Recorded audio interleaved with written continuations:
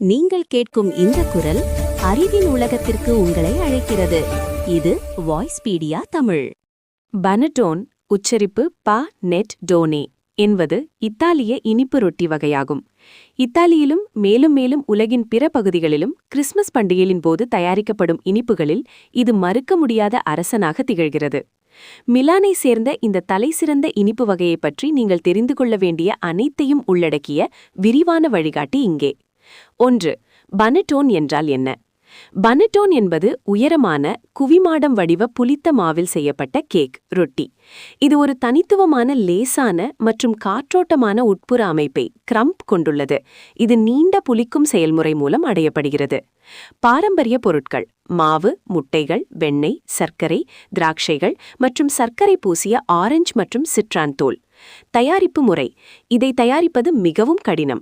இதற்கு ஒரு சிறப்பு புளித்த மாவு ஸ்டார்டர் லீவியாத்தோ மாற்றே, பல நாட்கள் பலமுறை மாவு உப்பி வருதல் மற்றும் துல்லியமான வெப்பநிலை கட்டுப்பாடு தேவை. தொங்கவிடுதல்: சுட்ட பிறகு பனட்டோனை குளிர்விக்கும் போது தலைகீழாக கீழே குத்தப்பட்டு தொங்கவிடப்பட வேண்டும்.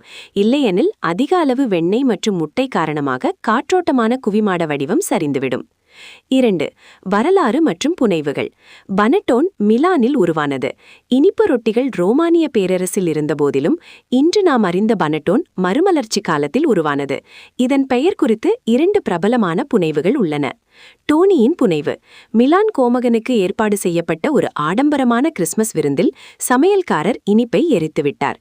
டோனி என்ற சமையலறை உதவியாளர் தனது காலை உணவான மீதமுள்ள மாவு, சர்க்கரை, வெண்ணெய் மற்றும் திராட்சைகள் சேர்த்து தயாரிக்கப்பட்ட ரொட்டியை வழங்கினார். கோமகன் அதை விரும்பி அதற்கு பாண்டி டோனி என்று பெயரிட்டார். உகெட்டோவின் புனைவு: உகெட்டோ என்ற ஒரு பிரபு ஒரு பேக்கரின் மகளுடன் காதல் கொண்டார். அவளது தந்தையின் நலிந்த தொழிலுக்கு உதவ மற்றும் பெண்ணை கவர அவள் ஒரு பேக்கர் போல் வேடமிட்டு விலையுயர்ந்த வெண்ணெய் மற்றும் சர்க்கரையை ரொட்டியில் சேர்க்க வாங்கினார். அது மிகவும் பிரபலமானது. 3. பனட்டோன் வர்சஸ் பன்தோரோ. இத்தாலியில் ஒவ்வொரு டிசம்பர் மாதமும் 2 பிரிவினரிடையே ஒரு நட்பு ரீதியான போட்டியுண்டு. பனட்டோன் மிலானில் தோன்றியது. சர்க்கரை பூசிய பழங்கள் மற்றும் திராட்சைகள் கொண்டது. குவிமாடம் வடிவமானது. பன்தோரோ வெரோனாவில் தோன்றியது. பழங்கள் இல்லை, வெறும் பொன்னிறமான வெண்ணெய், வெனிலா மாவு கொண்டது.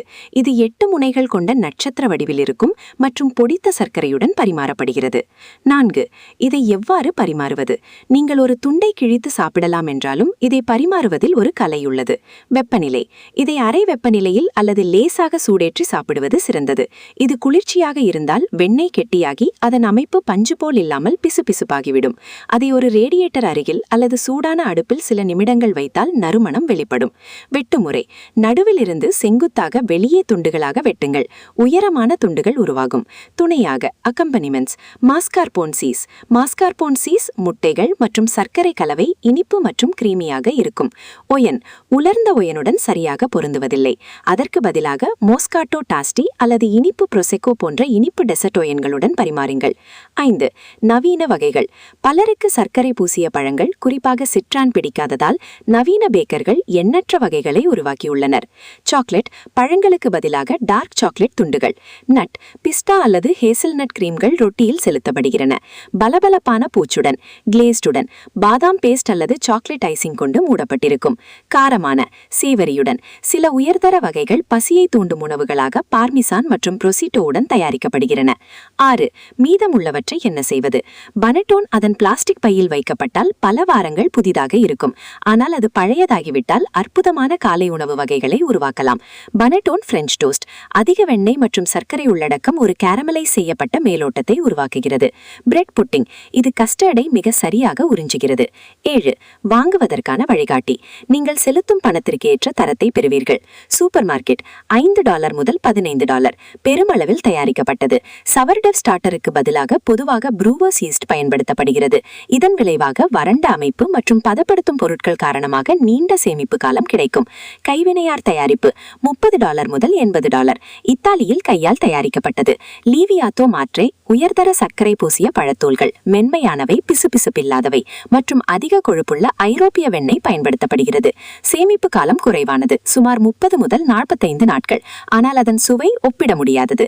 ஃபியாஸ்கோனாரோ, லாய்சன் அல்லது ஒலிவியரி 1882 போன்ற பிராண்டுகளை தேடுங்கள்.